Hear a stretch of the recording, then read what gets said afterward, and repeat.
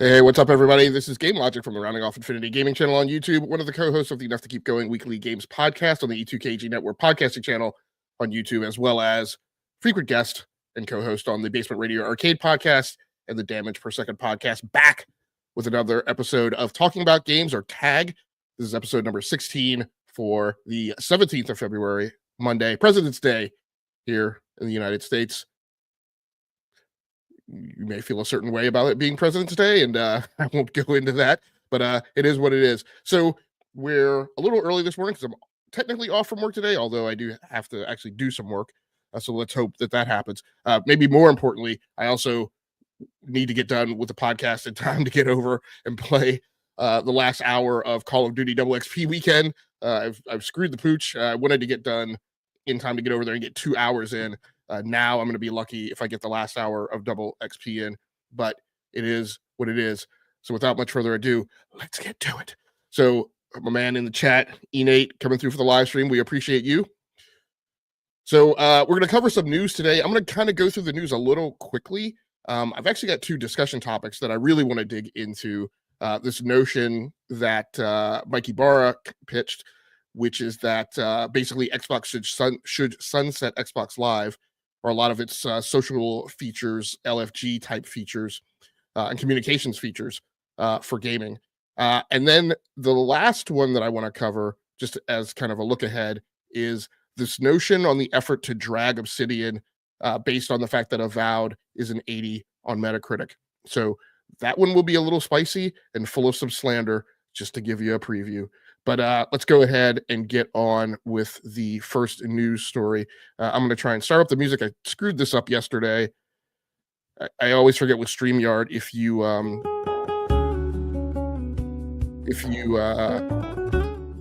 end live stream script while the music is still playing, then you lose control and you can't get back to the music to turn it off. So my outro music and my in podcast music, we're both going at the same time.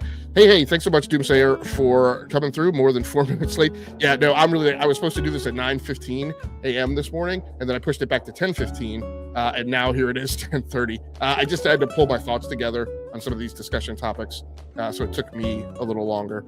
So we're going to try and get better as I start to try and do this more frequently with all the StreamYard stuff of pulling up the banners and all that. I'm pretty horrible about that, and maybe one day I'll eventually get to the point where I can more quickly traverse through reading stuff on the screen. So here we go.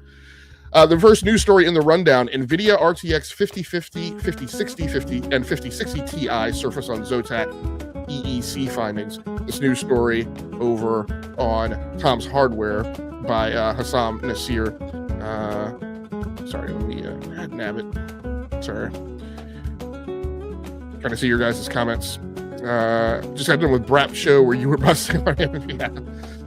Yeah, I mean, Brap and I are good friends, but I mean, with all of my co-hosts, I always feel that our key responsibility in doing what we do is to true up, right? And is to ask each other challenging questions and validate, right, our thoughts, right? And I'm guilty of it too. Many is the time, I think you guys have heard me say this, that we profess a thought, and really it's when we pull the thread on it and people ask us, I kind of refer to this thing of the Socratic method, which I firmly believe in. Glacian 3 in the chat, Sublogic, hey, thanks so much for coming through.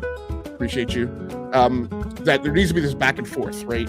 And there needs to be this challenge, this query and challenge and response kind of flow to the conversation. And the point of that is to, ask yourself, are you really speaking based on objectivity, or is it just a way that you feel? And at the end of the day, it's always fine for you to feel the way that you feel, but I kind of feel it's incumbent upon everybody who's podcasting to admit when they are talking about a feeling versus data that they've seen. I have a hard time knowing whether or not the audio mix balance is good in here. I'm better about it in OBS, so if the music is too loud, just let me know. Just so you guys know, I put that on so that there's filler in when there's empty space and it's just me. So I'm grabbing a cup of coffee or something, so it's just not just silence on the line. But anyway, at any rate, this first news story, Zotac has registered a slew of NVIDIA GeForce GPUs with the EEC, the Eurasian Economic Commission. including 2 new entries, the RTX 5060 series and the RTX 5050. Of the two, this is the first time we're hearing about an RTX 5050 succeeding the RTX 3050, as the RTX 40 series didn't feature a 50 class counterpart. In any case, we'll proceed with caution because a large number of SKUs listed at the EEC never actually see the light of day. I don't think this is particularly surprising. It's always nice. I mean, there are very small variances that we see from generation to generation with NVIDIA. The notion that, whether or not there was a 5050 that was going to show up, of course, we didn't know. I don't think it was really a question that a 5060 was going to show up. And the way NVIDIA has been playing it fast and loose since the 4000 series generation with what is a TI and when does a TI show up, through the 3000 series, the norm was pretty much you would get the initial baseline series of cards. So you would get the 1000, 2000, 3000, 60, 70, 80, and sometimes not even the 90 up front, but sometimes the 90. And then you would get, on a 6-month refresh, right, the TIs. The Supers started coming about in the 2000 series. And so maybe in my head, NVIDIA hasn't really normalized what a TI and a Super and a TI Super really look like in terms of filling out the SKUs. But I don't think this is particularly surprising. It's good to see, of course, since the 4000 series is the first one where I can remember where the top end SKUs came out first and the lower end SKUs lagged. We have typically always gotten those 60 series and 70 series cards at launch. And so it's, this time around, obviously we're getting the 80 and the 90 up front. The 70 and 70 Ti have a lag, and the 60 and the 60 Ti, and I guess now the 5050 have a lag behind that. There's predictions that these things are going to be 8 gigabytes of VRAM. We know that NVIDIA is ridiculously stingy when it comes to VRAM. However, depending on what your needs are, and a lot of us, have needs for handling content creation and not being bothered, with DDU in your drivers and all that kind of stuff. So regardless of that, I think these cards will get a significant uptake. For the last few generations, it is typically the norm that the 60 series card becomes the most popular card. It'll be super interesting to me if they are able to launch the 60 card at a $499 MSRP. We've via push and pull over the last few generations, we have had these bathtubs where we have kind of lost the notion of the $499 budget video card. Back in the days of like Maximum PC, when they used to build their Dream Machine, or I think PC Gamer, maybe, when they used to always have like your budget, medium, and high-end PC configurations that they would always have in the back of the magazine every single month. That budget box always had like a very low-end GPU that was typically $499 or sometimes even cheaper. And we've kind of lost that notion over the last few years since the whole cryptocurrency crisis started. So it'll be good if these cards come back at low price points, so that there's some affordability for people, and that they are available in ample supply. So, and another weird technical problem, Mac OS is not showing me the volume slider for my microphone. So if the mic is too quiet, I don't know that I'm going to be able to do anything about it, since I don't seem to have that hook in Mac OS right now. But we will go on to the second news story in the rundown.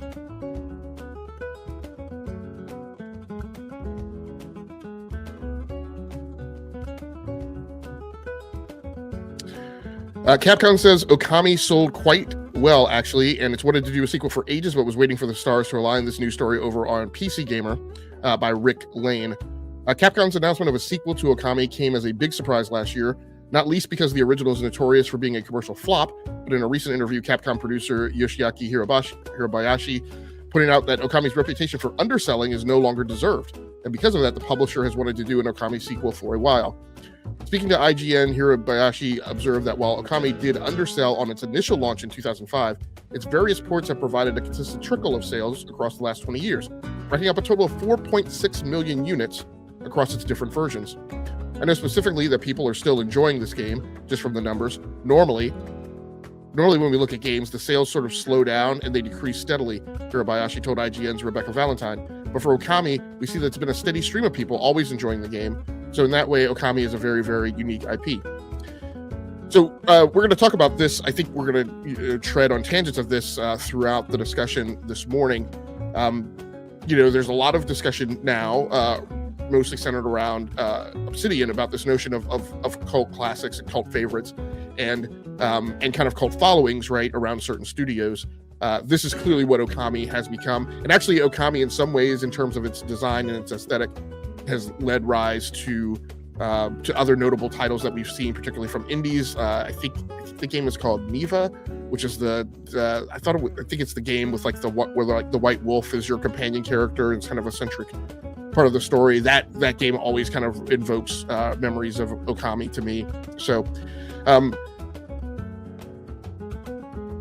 we had an interesting discussion. I wouldn't say last Friday. I think it was mostly Warawana, and Wara's kind of perspective was that game sales, I want to say, and I may be putting words in his mouth, so if I am, I apologize, are kind of the most indicative thing of a game's performance over time. And my own perspective is I kind of typically look at these things as a triangle, right? It's game sales, it's game reviews, and then it's awards. Because review scores and awards to me come in from a slightly different vector, and mean something different. And the tiebreakers that you kind of have in the award series, where tiebreakers are kind of forced, right?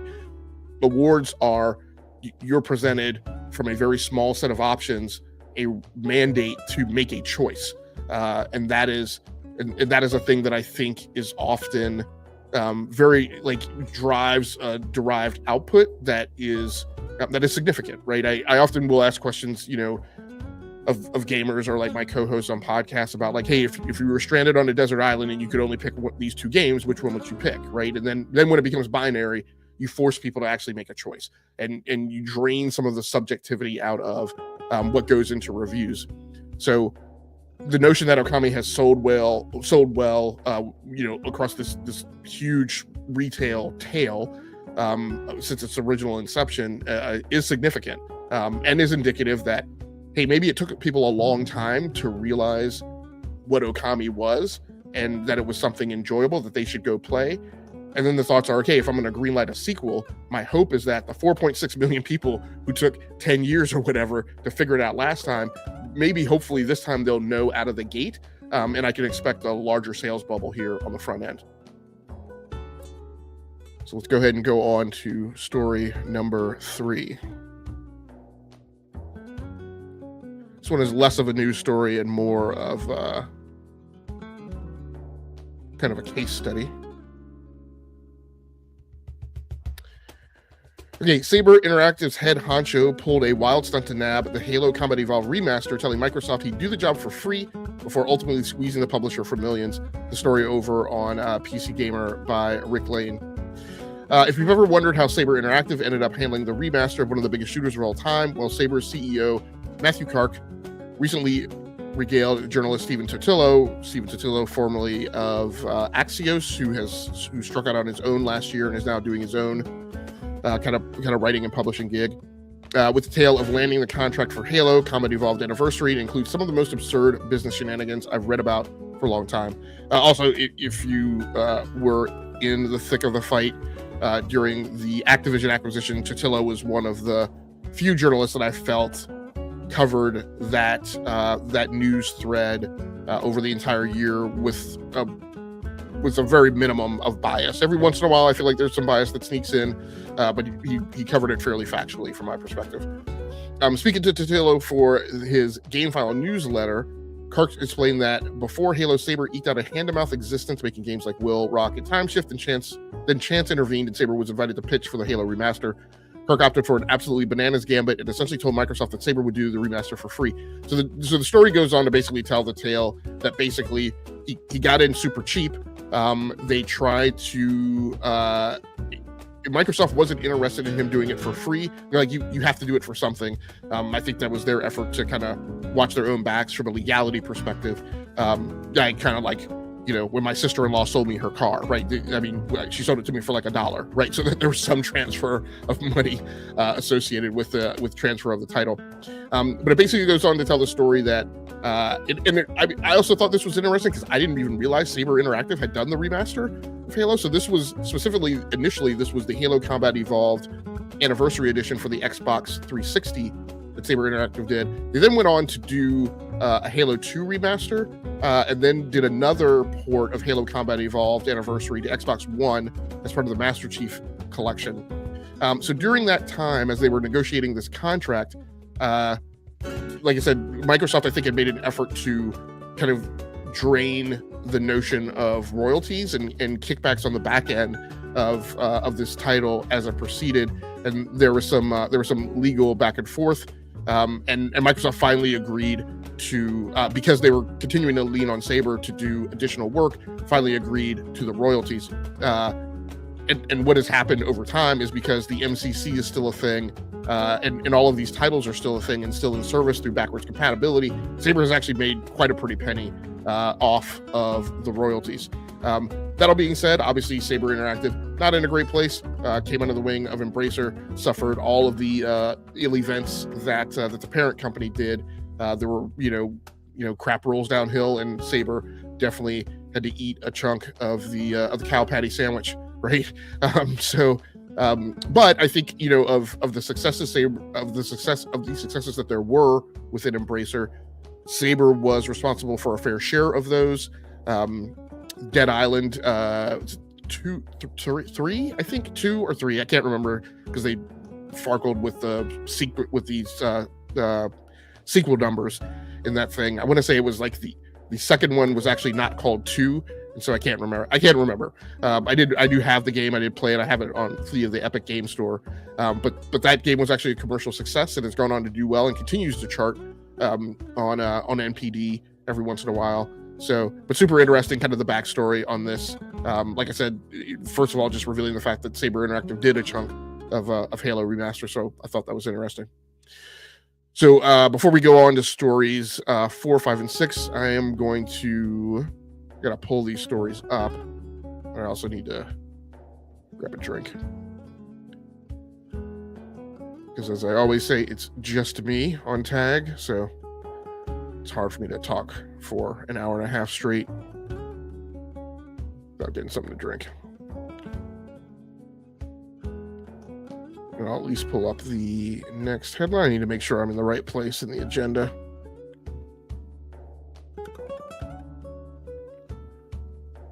Give me 1 second.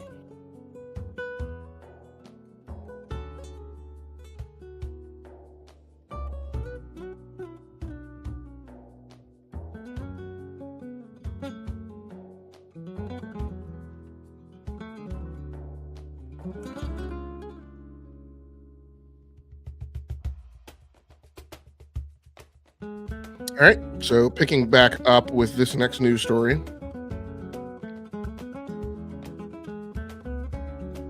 Over on WCCF Tech by Ramesh Safar, TSMC CEO had dismissed acquiring Intel's fabs in October, with rumors swirling around of a potential deal between Intel and TSMC. Let me try to blow this up a little for you guys. To allow the latter greater control over the former's U.S. operations, TSMC CEO Dr. C.C. Wei had ruled out taking over Intel's facilities during the firm's earnings call for Q3 2024. Wei was asked again in January whether his firm would be interested in taking over Intel's facilities, and his response was more muted, as the executive simply shared that TSMC values all of its customers and refused to comment further on the matter. Intel shares, to the surprise of many, have gained 16% year-to-date, despite no meaningful turnaround in the firm's operations. The stock is up by 22% over the past 5 days, as it marks its gains following Vice President J.D. Vance's comments about making the most advanced AI chips in America, and rumors of the Trump administration pressing TSMC to either enter into a joint venture with Intel or outright buy and operate the firm's chip factories. So I think the political landscape plays a great deal in kind of what's going on with the stock and how this is kind of working its way out. You have a lot of comments that have been made about tariffs actually hitting Taiwan, and as well as China, obviously. You have a lot of concerns that have been expressed by the president about how we have outsourced or sent offshore like all of our high-tech endeavors, and our desire to bring that back. Hey, Priscilla, thanks so much for coming through. We appreciate you. Hope you've gotten at least some sleep off of night shift, so and that I don't have you up too early.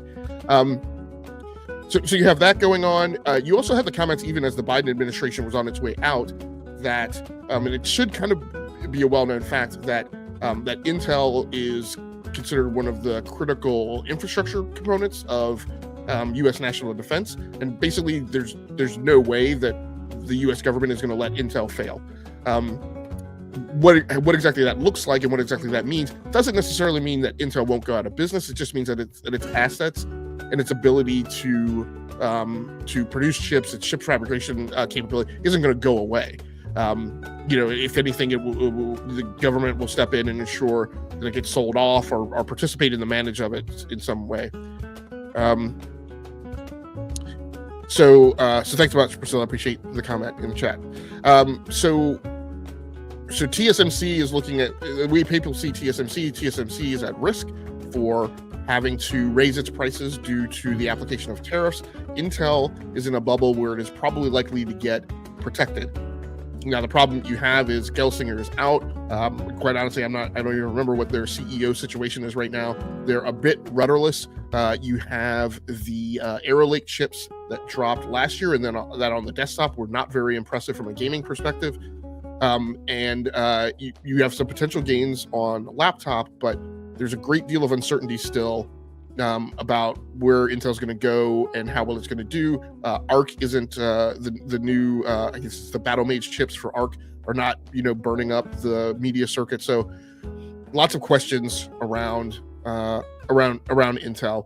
But I mean, the sentiment here is that TSMC has said, no bueno, no thank you. That and clearly what that says to me is that TSMC looks at getting entangled and picking up any of Intel's assets is just a potential cesspool that's going to put a huge drag coefficient on them, and they just don't need it right now. I think they have their own complexities to deal with in, what nodes are going to be where, and how they're going to manage that distribution from the things that they're standing up in the U.S.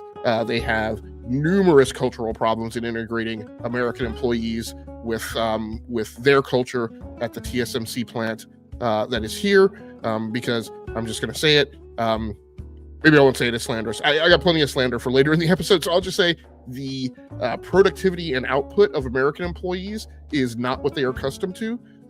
So that is causing a problem in terms of how much it costs to put out the same amount of product. So TSMC clearly has its own problems to deal with. I don't. It doesn't surprise me if they don't want to get entangled with taking over Intel stuff. Next news story in the rundown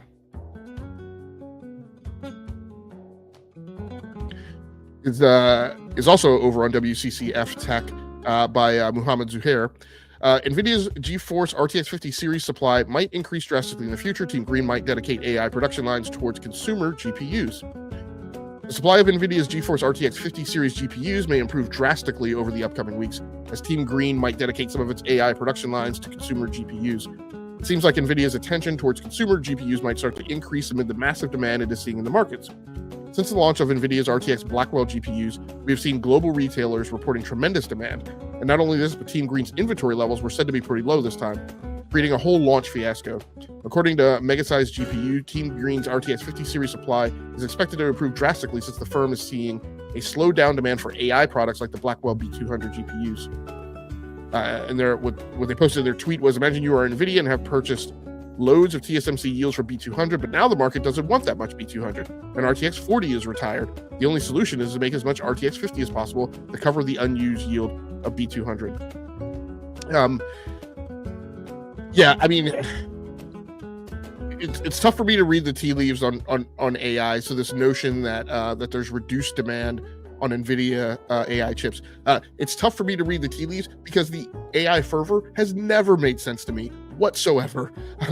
It's first of all, it's one of these things where for a very long time we have co-opted this term for, quite frankly, things that we have been doing in tech for a very long time. but we've relabeled them and repackaged them and asserted that therefore people should be interested in them. There has still not been anything worthwhile that's been proffered in terms of utility of AI and any value add at the consumer level for AI. And so this notion of all the NPUs and AI chips and Copilot and everything that Microsoft pushed last year with its laptop lines, to me, fell on dead ears. I think smartphone people are finding the same thing. Samsung and Apple with Apple Intelligence and AI features just really isn't resonating with consumers in a way that's igniting an upgrade cycle as they thought it would.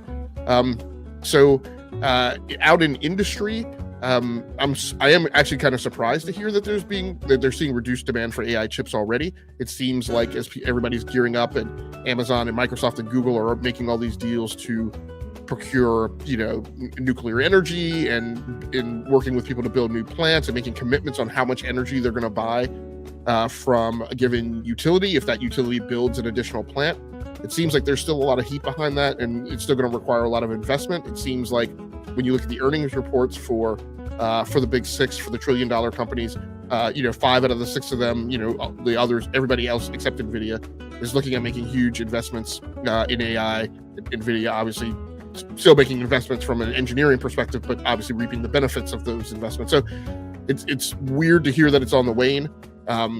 Obviously strangling what countries can obtain these AI GPUs is an impact. NVIDIA having to shift around in its seat and not be able to sell a lot of those to China obviously has some of a negative impact. But regardless, at the end of the day, if it means more gamers get more commercial GPUs, then that's great. I also suspect that there's a lot of demand for the 5090 because of people who are actually using them for AI, but because they are having difficulty in sourcing enough out of the enterprise pipelines, they believe that they can buy the commercial version of the 5090, which is really a prosumer card. It's really not a consumer card, in my opinion, and still utilize them for enterprise purposes. So that may also be driving a lot of that demand. It will be good to see more RTX 50 inventory on the store shelves. So that much I will say. All right, let's go on to a story about my favorite publisher, Ubisoft.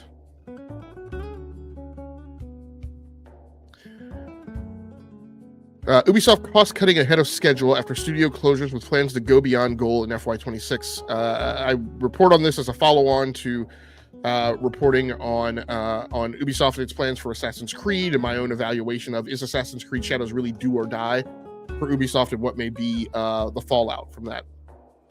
This news story over on Game Developer by Justin Carter. Ubisoft's financial report for the 9-month period ending December 31st, 2024 is out, with the French developer and publisher shining a spotlight on its upcoming Assassin's Creed title, as well as the state of the ongoing cost reduction drive that's seen several studio closures and restructurings already, with more changes seemingly still on the way. These cost reductions build on plans and processes detailed earlier into 2025 to reshape the group with the goal of improving Ubisoft's operational efficiency, value creation, and player experiences. According to today's press release detailing the Q3 results, those efforts are pacing ahead of schedule, due in part to Ubisoft shuttering its San Francisco, Osaka teams and targeted restructurings across its European offshoots in Leamington, Stockholm, and Newcastle. So I just wanted to talk a little bit about on this expansion of a story that I reported on yesterday, and I've been talking about on other podcasts as well. What's interesting is in this time frame, we've seen multiple companies kind of embark on these restructuring efforts. We have Embracer, not in gaming, but included in the gaming bailiwick is what has gone on at Warner Brothers Discovery after they did their merger, as it impacts Warner Brothers. I think they're Warner Brothers Entertainment is the subdivision of the gaming studio within Warner Brothers. And if you look at all three of those news stories as they have evolved, there's always this discussion of how much debt they're carrying, their effort to reduce that debt and eventually work themselves back into the black. It's interesting here that Ubisoft has set goals here that are the minimum goals that they need to achieve for the benefit of their shareholders and setting those expectations, but then is also committed that, hey, what we're seeing right now is that we're meeting our target efforts to restructure, and we're not going to stop there. We're going to go beyond that.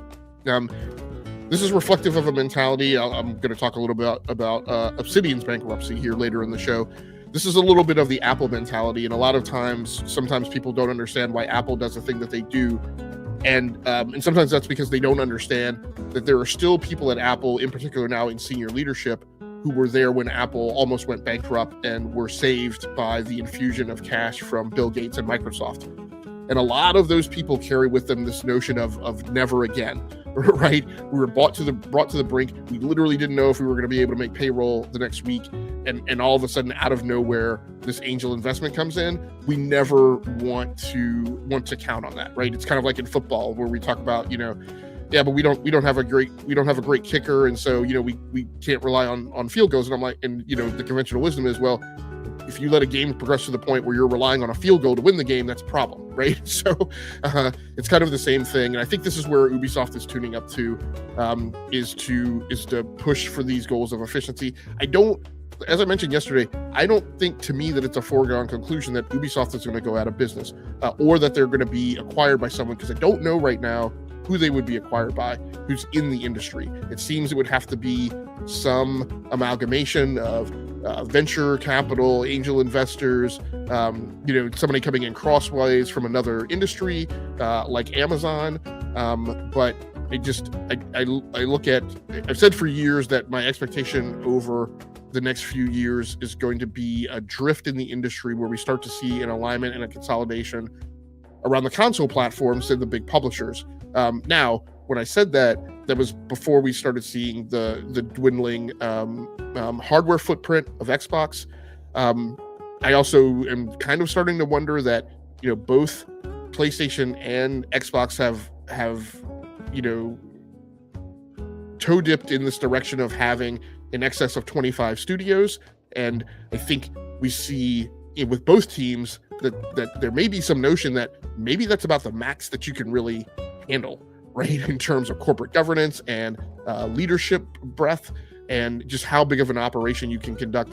Both of them have experienced rocky paths as they've entered into this era where they are that big, and I just don't know that anybody has the willingness to onboard a massive organization like Ubisoft. I think it's maybe what's more likely is the notion that maybe there's a merger with another, publisher of fair size, and out of that we get a bigger publisher. Something that it's kind of funny because the Activision Blizzard, not funny for Ubisoft, I'm sorry. The Activision Blizzard merger was really an Activision Vivendi Blizzard merger, and then they kind of went back and forth with Vivendi, and Vivendi, I think, eventually pulled out. They might still own some very small stake or had a very small stake in Activision Blizzard, but but my point is that an Ubisoft merger with another large third-party publisher could eventually look like something like Vivendi Universal was back in the day. So I just don't know where it's going to go, but what we see is that they're planning on cutting costs beyond what they've committed to for investors, which means, unfortunately, probably more layoffs. And I've also theorized that maybe what Ubisoft does is doesn't sell themselves totally, but takes pieces of their business to spin off and maybe allow acquisitions of smaller chunks of things that are a bigger drain on their financial viability, that could be better handled by a different publisher. So let's go on to, I got one more news story before we get into the discussion topics. And this is bringing back that old saw, who's a favorite of ours, Bobby Kotick. This news story over on GameSpot by Cameron Koch. Why WoW subscription prices have never gone up. It's a prickly audience. World of Warcraft has required a $15 monthly subscription to play since its launch back in 2004, but in all those years, the price in the US has never gone up, according to ex-Activision Blizzard CEO Bobby Kotick, who was due to not wanting to agitate the game's player base. And again, I will try and blow this up a little. In an interview with the Grit podcast, Kotick reflected on his long history as the CEO of Activision and later Activision Blizzard. Along the way, he dove into details about developer Blizzard and WoW's success. He said the game over its lifetime has seen over 150 million subscribers, making it the best subscription business of all time. When one of the interviewers suggested the price of the subscription could have been priced more highly, given WoW's huge success, could have pushed back against the idea. And so this actually kind of swims upstream against a lot of the arguments that I normally make. I normally say, based on the laws of economics that Adam Smith wrote back in the late 1700s, a supplier can charge whatever price the market will accept, and they can keep pushing that higher. And I've said, like, you can be upset about the $700 PlayStation 5 Pro price, but PlayStation set that price because they felt the market would accept it, and it looks like it has. I've also said, Sony PlayStation never said that this thing was going to sell, tens of millions of units. It was always a very small play. Same thing with the PlayStation Portal. Same thing with $70 games, and so on and so forth. And I often say that this whole notion that gamers are prickly or will take up arms, pitchforks, and torches and rally against higher prices and push back. I feel like that's a very Twitterific social media theme that doesn't match with market reality, because what we see is the market continues to buy games. We talked about gaming price increases. There was this notion that GTA, Rockstar would never charge $100 for Grand Theft Auto, and my own opinion on that is not necessarily an answer to that specific question, but simply the notion that look, it's inevitable that games are going to cost $100. Eventually, at some point. There's a constantly dwindling value of the dollar. There's, when you go back and you look at the historic price raises in the industry, where you see that basically every 8 to 12 years, the gaming industry has always raised prices for the baseline, median, going SKU, right, for a mainline game by $10. And so we've walked up from 30 to 40 to 50 to 60, and now we're at 70. And sometime right within the next console generation or two, it's going to go to 80 at least. And I think it's going to happen faster this time because of the amount of time that they dragged their feet raising the price from between 2005 and 2020. But so it's super interesting, this notion that, here is this one instance where somebody has said, no, we think going above $15 would have actually created a lot of pushback and cost us a lot of our player base. Now, what's not mentioned in here, I'd have to listen to the whole interview, is that $15 is the cover charge, right? That's what you charge to let people in beyond the velvet rope, and then once they're inside the velvet rope, then they spend additional money. I know that there have been expansion packs and other stuff into Warcraft, and I think maybe the incentive is you don't raise the cover charge because you hope people still come into the bar and then buy drinks, right? And then spend money. You don't have a 2-drink minimum. But it is interesting that here is this one instance of a dynamic that is potentially grates against what I feel should be the conventional wisdom and understanding of how buyers respond to prices and how the market responds. Okay. We are going to get into the discussion topics now. Actually, I have a Barr's quote up already, I think.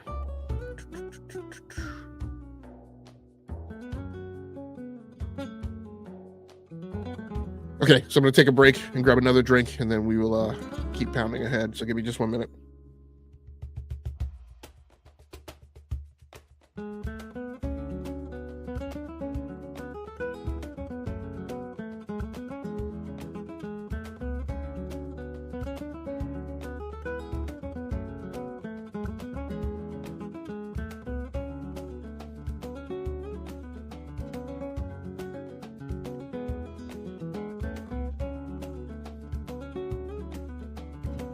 Okay, so I think mostly everybody's familiar with Mike Ibarra, former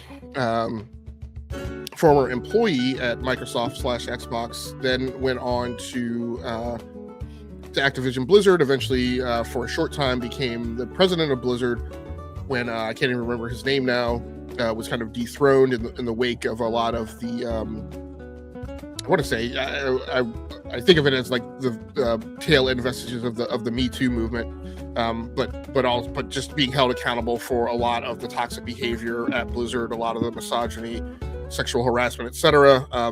He was ousted, and then Ibarra, and I can't remember, he had a female peer who they were both like co-presidents of Blizzard for a time, and then the woman, I can't remember her name right off the top of my head, left basically when she was only given a price increase. She was only given a salary raise to be commensurate with her male peers when she made an issue of it. And then after getting the salary raise, she said, "That's great, I quit, because I feel like I shouldn't have had to make a big stink about, outing you guys for not giving women commensurate salaries." So Ibarra remained on as the Blizzard president for a while, and then when they were acquired, clearly there was some friction behind. I think, and this is kind of rumor or subjective, but I think he was unhappy with the way Xbox was not being super competitive, that they were accepting that they were always going to be third place and weren't going to be able to take it to PlayStation and Nintendo, and we're starting this notion of shifting strategy. He was like, no, we should go hard in the paint right at this point. We should try and be competitive. We should lock down exclusives. And so I think his philosophy and Phil's just clashed. And so eventually he left. So let's bring this series of tweets up on the screen.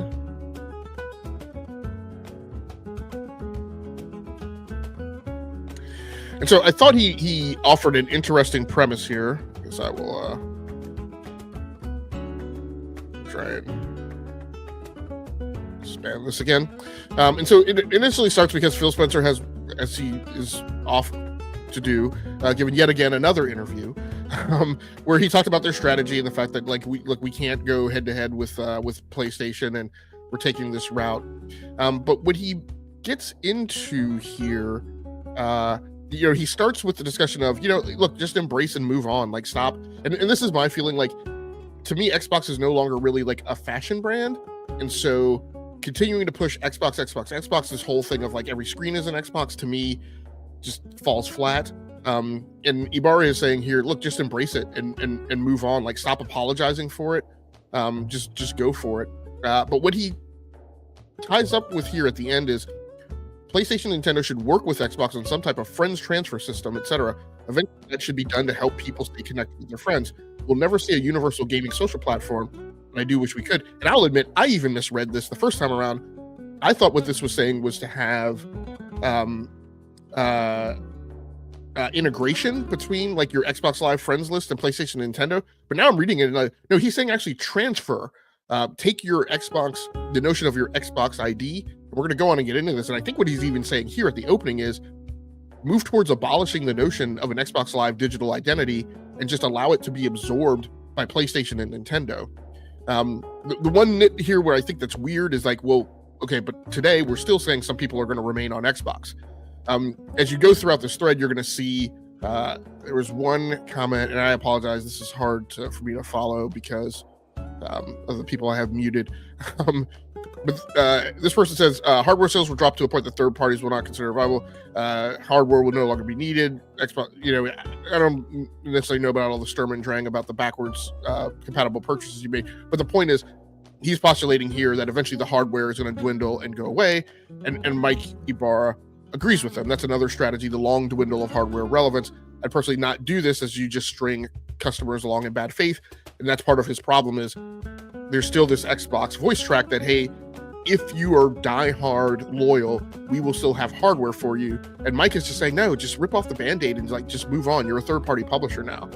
I find the things that are particularly interesting is here in this exchange, this person mentions Xbox is still in the console business, and the ecosystem will still exist even if they exit it. And that's kind of what I think. Like, there's still like this, they're hanging by this toe. People don't need a friend transfer their list, because I think what he's saying is he's trying to say you're saying Xbox Live eventually won't exist. But I think, I don't know, it's hard for me to follow because this is grammatically not correct. But maybe what he's saying is they don't need to transfer a list to the PSN and Nintendo Switch Online. They should probably just transfer it to Discord. This person says weird angle suggesting Xbox as a platform is going away. And at this point, Mike says, you are living in the past. The platform is the social layer and integration. No way they would keep all the cost to maintain Xbox Live. Heck, they don't even call it Xbox Live now. They even have their own accounts, etc., in various games. Writing is on the wall. So at this point, Mike is saying, like, the platform is not what you think the platform. The platform is not the cloud. The platform's not this winding together of their game presence on multiple platforms. It's really the social layer and integration. And if you're going to get out of the hardware business, that's the tie that binds them all together. You're existing on other people's hardware, and so you should just drop your notion of platform sovereignty and just become citizens of those other platforms. So he says here, and I think this is my last part of his thread. He says, if I was in their shoes, it's Game Pass everywhere and great games with accountability. Reduce cost everywhere else to invest in games. And at this point, he's talking about, I think, some of the inside baseball he knows about this whole internal row between Amy Hood and Phil and the GTL, and Satya saying he wants more money for AI, and Amy saying you're not getting more money for AI. If you're tossing billions of dollars around on gaming, you need to pick one. I as the CFO, I have a commensurate commitment also to the board and to our shareholders. And as the CFO, I don't just do what the CEO says when it comes to money. So I'm protecting our investments. You need to pick one. So Mike says here, reduce costs everywhere else to invest in games. Because if anything, this has been the problem at Xbox. It's any notion of investing in anything else other than the studios themselves so they can do the best games that they possibly can. He says, adopt the specific social platform of the system, Steam, PlayStation, Nintendo. If you don't, you'll just upset the larger community. Short term, it's hard, I get it, but living halfway in the approach for a long time is worse. A path to success is here. And so I thought what he said was interesting. I also don't feel like Xbox Live necessarily needs to go away anytime soon, but he raises an interesting point that maybe for the best use of their dollars, maybe it should. Sorry, I'm using my camcorder here. It is not locked in place. And so I thought about some of my own feelings on this topic, and I will admit, like, as a gamer, I get super bothered when and I'm a PC only gamer at this point, when my friends who are also on PC invite me to play a game, I get my headset on, bring up Discord, do all my comms checks, right, and my mic checks in Discord, log into the game, meet them, can't hear them, and they go, "Oh, I'm on in-game chat, right?" Or I'm on Xbox Live or PlayStation Network. I'm like, dude, just get on Discord. Like, they both have Discord now. Like, why are you bothering me with my need to be bothered with their social platforms, their communications platforms, when we all use Discord? It doesn't make sense to me. So by the same token, there's also a step aside here where there are the notions of other features that are on console-centric platforms. I also don't use the game bar on PC. So that thing that I think you hit like the Windows key plus G, and you get all this dashboard, like individual widgets that fly up in your face about additional game functionality. I'm like, I just don't want to be bothered with that.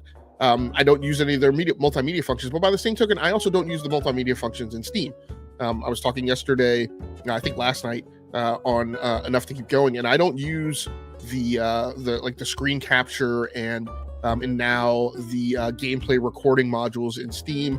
I talked last night about how that thing toggles off of Shift Tab, which sometimes based on how you have your keyboard mappings done in games, sometimes you will hit and bring that thing up, and then because I never use it, I often like vapor lock and then like don't remember how to get it down. You're in the middle of a firefight, right, in some first-person shooter game, and this crap fly so.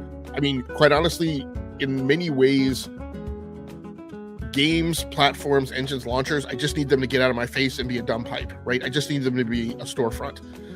It's kind of counterintuitive, but like even in the multimedia space, like I said, I don't use the game bar multimedia features. I don't use Steam multimedia features. I've even started using less NVIDIA Shadow Play for my content creation stuff, because when it's bugged, which happens like every other driver update, there's no way to fix it because it's so tightly wound with the operating system. And so the counterintuition here is actually, in some cases, for some functions and features, it's actually better to have them stand alone and not have them tightly integrated into the operating system. I tend to use OBS now all the time for on PC content creation, just because at least then when there's a problem with that, I tend to be able to troubleshoot it because it is not as tightly coupled to the notion of the operating system. So back to communications and social features, I would love a ubiquitous service that binds all of my gaming networks together. And so, as this individual said, for a lot of people today, that's Discord. I personally find that Discord is a little clunky and highly unreliable. Discord tends to get very upset by network fluctuations. And so when you have a blip on your network, particularly like when you're podcasting or voice, like you just get a disintegration of comms. It tends not to degrade gracefully.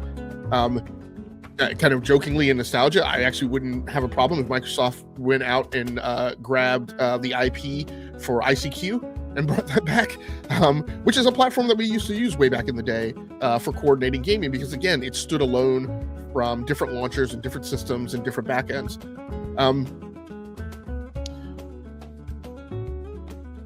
So my other point with this is social features on Steam, Xbox Live, PSN, they also tend to bring a lot of baggage with them. Again, there's always extra stuff that they put up in your face. They don't just give you comms, they give you a bunch of other stuff, sometimes stuff you don't want to be bothered with. That all being said, this notion that you retire Xbox Live, and really as I carried that forward, I started really thinking about, are we eventually going to come to a day where as the rise of crossplay continues, and it really starts to make less and less sense, this whole notion of, the recommendation that, the 7% of us on Twitter give to people about like what console they should buy is highly hinged on this notion that, well, you play where your friends are. That statement doesn't really make a lot of sense today, because with crossplay, your friends are everywhere. Like, you don't have to be on the same console that they are. And so I think this is a lot of kind of entrenchment in antiquated perspectives that we're still carrying along with us from the early vestiges of online that I don't think really make a lot of sense today. And what I believe is that eventually we are going to get to a point where a Discord or something else that is a ubiquitous service that's not heavily tied to a console makes sense. Discord makes sense, although I don't think its integration is entirely ubiquitous now. It makes sense if you're a gamer who plays on multiple platforms, because then your social interface is the same everywhere. It doesn't change as you go from platform to platform to platform. And as I mentioned yesterday on Tag, the thing that I feel like people should have learned more than anything from this generation, be getting conditioned to, is that now more than any time in the past, it makes the most sense to just become a multi-platform gamer. Because I think as you see like the bathtub around first party from both Xbox and PlayStation, I don't think for many gamers you're going to actually get complete gaming satisfaction by playing on one platform. I know I wouldn't. That's why, well, I am kind of on one platform now, but my point is I wasn't being particularly satisfied by having the other three platforms way beyond what I could get on PC, which is the most open platform where you have the most options of what to play. And so the notion of the opposite end of that spectrum, where there are people who are only on one platform, I just think that as we skate into the future, you're going to need another platform or want another platform. And then the point of having a ubiquitous gaming social platform, communications platform, matchmaking platform, LFG kind of platform starts to make more sense. And so when you think about that, what I also think about is, Xbox, if you go back to interviews that Sarah Bond made, I want to say this was like January of 2022, where she kind of talked about, and I tie it to an interview Spencer did, I think in late 2022, where they talked about this thing that I call I call it the BDOM today. I think I had another acronym for it where I'm missing a letter, so I need to go back and find that. But it's this notion that what they're really trying to build towards with the notion of Xbox Cloud Gaming, a lot of the development tools that they make available on Azure, what they really want is they really want to create a platform where developers and publishers will come to build, deploy, operate, and monetize their game. What they're really skating towards is this notion that, hey, EA, 2K, Ubisoft, it doesn't make sense for you to make the investment to build and maintain your own platforms, engines, deployment pipelines, etc. We can build all that for you. Just come here and do it here, and we're going to give you the maximum reach to the most customers, and you will now not have to invest those millions and millions of dollars that you do every single year to maintain all that stuff yourself. What Xbox wants to do as it does this is it really wants to capitalize and trade on this notion that Cory Doctorow has come up with called choke point capitalism and enshittification. And what happens with choke point capitalism and enshittification is a large vendor, a member of the $1 Trillion Club, inserts themselves, this is kind of the old publisher play, right? Inserts themselves between buyers and suppliers. And in that dynamic, over time, what they do is they make the suppliers start to look like the bad guys, like the ones who are always raising prices. And they're the good guys who are always making sure that buyers have low cost of access to services, goods, and content. Kind of sounds like Game Pass, doesn't it? And so if they insert themselves by building out this BDOM, this ubiquitous platform where everybody can build their games, operate them, and monetize them, they offload that infrastructure and service backbone requirement to the big publishers who are having constantly spiraling upward production costs. Then what they do is they constantly pressure the suppliers to keep their prices down, but they constantly raise prices to incrementally to the buyers. And so they do it at a very slow trickle so that over time buyers aren't upset by it, but eventually they keep the suppliers from accelerating their costs in the normal pace that they normally would. They raise prices to consumers, and then over time they shift all of that value from supplier right to themselves, and then that's how they make money. When you think about that strategic effort, it makes sense for them to also invest in building out a ubiquitous platform that is something, communications and social gaming platform, and not something that you call Xbox Live.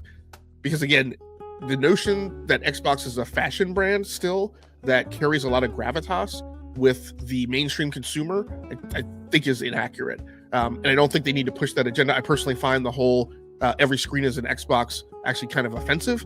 It always bothers me when I'm like, here I've spent thousands of dollars on a phone or on a Mac or on an iPad, right, or any other hardware, and then what you're going to tell me is, oh, by virtually playing my game, you know, your screen is now an Xbox.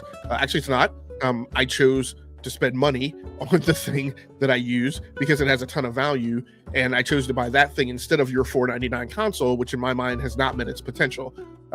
Please don't be in my face telling me that by virtue of participating in your services or your goods, I'm now on an Xbox. And I feel that way partially also because when you look around the industry, Apple doesn't do that. Google doesn't do that. Google makes their services available on every single platform, and they don't tell you, oh yeah, now you're on an Android handset. Actually, Apple makes Apple Music available to Android. It doesn't tell people that, you know, hey, now you're part of the iPhone community. Number one, because Apple still would prefer for you to eventually switch, right, because you're on that service, and go buy an iPhone. And that's not the same messaging, obviously, and strategy that Xbox is doing. Xbox in no way has convinced themselves by making their services available on other screens that people are going to flip and go to Xbox. So it's just an unnecessary offense that I feel like just bothers people. And so I get back to their overall strategy and where they're trying to kind of be this choke point that inserts themselves between gamers and suppliers. It makes sense for them to also skate into this communication space and call it something that is an Xbox Live. When you look at what they've done with Teams versus Slack, right? We used to constantly talk about this meteoric rise of Slack and that Slack was going to take over the world in the enterprise, and it hasn't. Why? Because Microsoft has skated from where it used to do, I can't even remember what their old chat client was, something off of MSN, and then they bought Skype, and then they've built out into Teams, and now Teams is everywhere. You can't get away from it. It literally installs itself as part of Windows, right, on your non-enterprise PC when you initially do the install.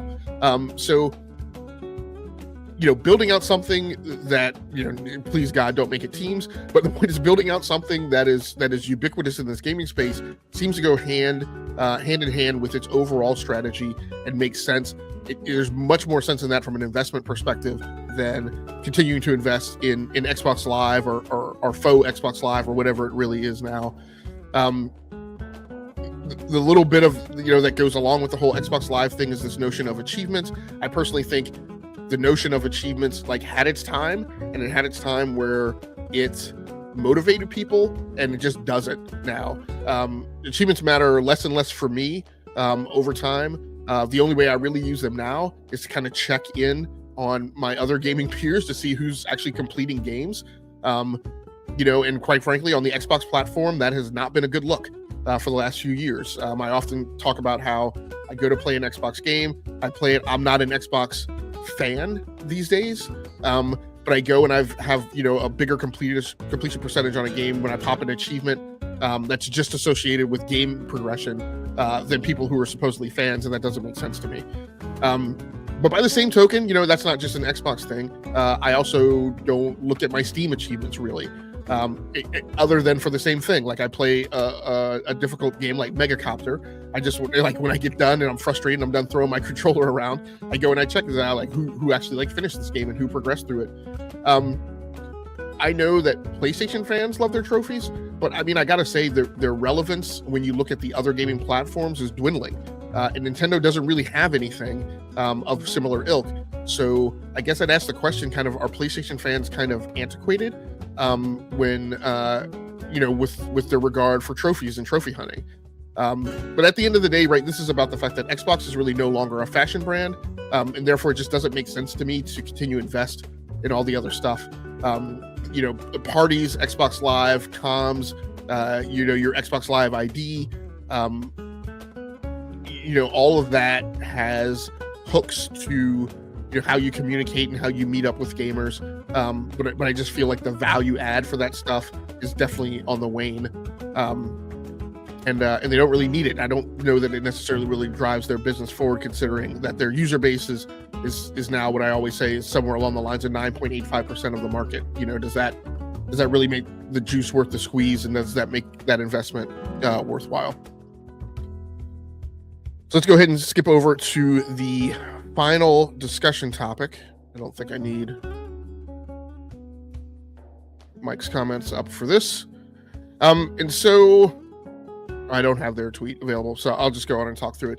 So what I've seen online in the wake of Avowed going into early access, and it will release this week. So, I don't know that its Metacritic score won't drop. That's what we saw with Starfield. Starfield scores started very high and then lowered. I don't feel like I've seen the contrived effort that there was at Starfield to kind of get review codes off to select members of the media and select influencers who were more likely to have a positive take on Starfield. I think there was a very deliberate attempt to contrive higher review scores over early access weekend, and then we saw that those scores kind of drop down as Starfield became more available to kind of the gen pop of reviewers.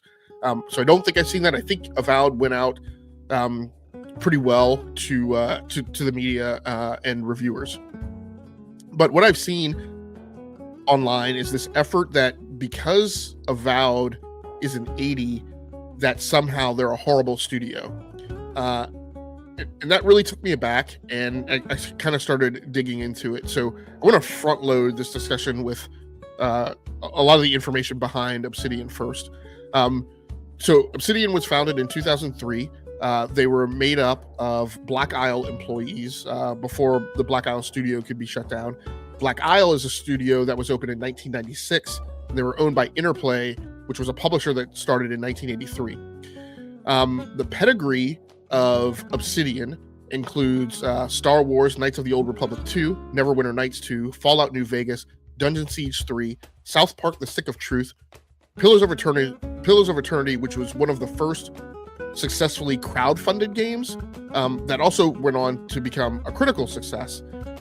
They did this in 2012 when they almost went bankrupt, which was also an inflection point where they stopped doing as much licensing stuff and started doing their own IP.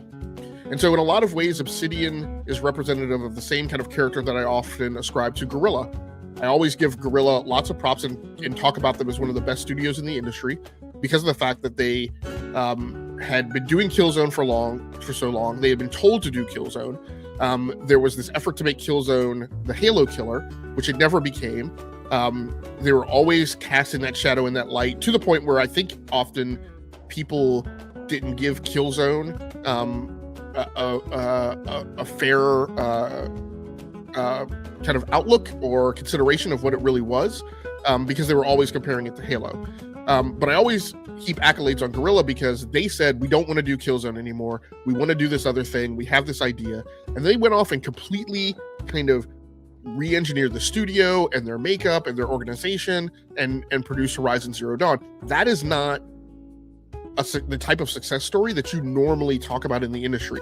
We have Arcane Austin, who had never done a first-person shooter before, try to pull off Redfall, and we saw it fail. We see so many case studies around the industry where we have these super rare instances where Criterion, who was originally a vehicle simulation studio, get re-ratcheted to do other types of content and do that well. But that is really rare in the industry. The ones who can pull it off, I am super impressed by.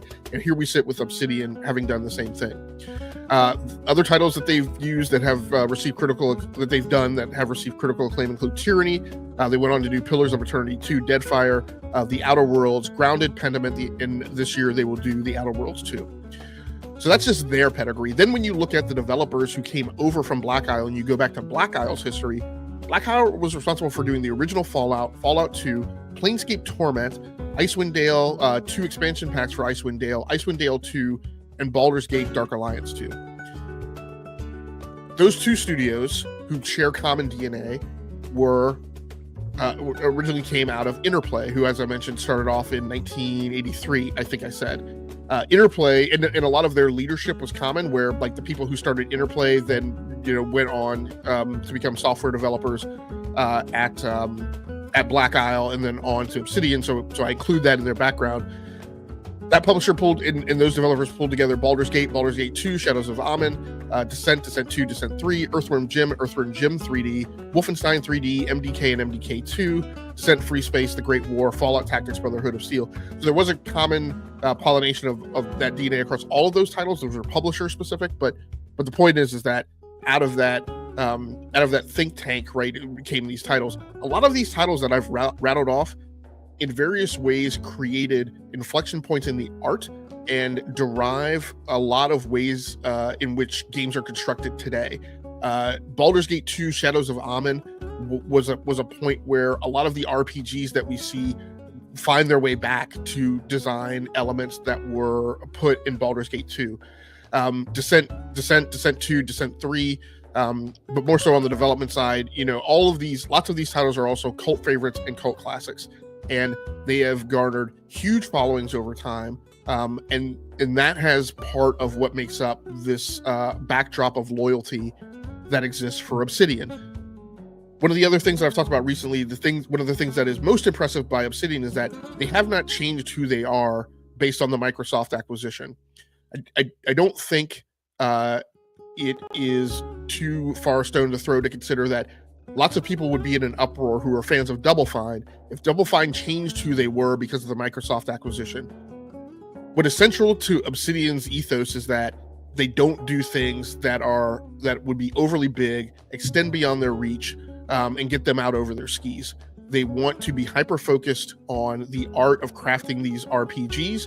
They don't want to do more than that. We just had Naughty Dog say they didn't want to do factions out of fear that they would just become a faction studio, and that's not who they are and not who they want to do, and not what they want to do. So to have these demands and expectations on Obsidian that they are somehow supposed to suddenly become this quadruple A studio like the Initiative was supposed to be, we see how well that turned out, or that they would start pumping out games of $300 million budgets, is ridiculous. So what I'm just going to say to the people who are trying to drag Obsidian and say they're a horrible studio, say they should have done a better game. Again, we're not going to sit here and say that an 8 game is a bad game. It's not. It is representative of the majority of games that come out in the industry, tend to be somewhere between 6, 7, and 8. It is rare that games are the 9s and 10s, but we have this clique in the gaming community that hyper focuses on that as being the only indicator of success. So What I'm just going to say to the people who are propounding that, purporting that that rubric, that measuring stick, I'm just going to say, you guys don't have a hair on your ass to be considered remotely credible in your efforts to drag Obsidian. So whether a studio is great is not determined solely by the aggregate and the median of their Metacritic scores. The people who are in this corner of the gaming community, your bias has drifted over the last few years, or maybe I should say grifted, to the point where basically what you're saying is that nothing in gaming is good unless it comes out of Sucker Punch, Naughty Dog, Insomniac, Sony Santa Monica, or Housemarque. And your takes on third-party exclusives on the PlayStation platform, and yes, I do feel that most of this mantra, most of this dialogue is coming out of the corner of the extremist PlayStation community. And I feel like your takes on third-party exclusives are often overblown.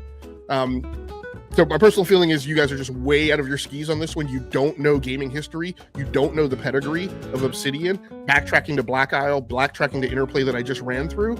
And you're out having a narrative because you just want to be cliquish and clout chase and have your frat bros clap you on the back and laugh, right? And put emojis all over Twitter because you think that's a mature conversation around gaming, and it's not.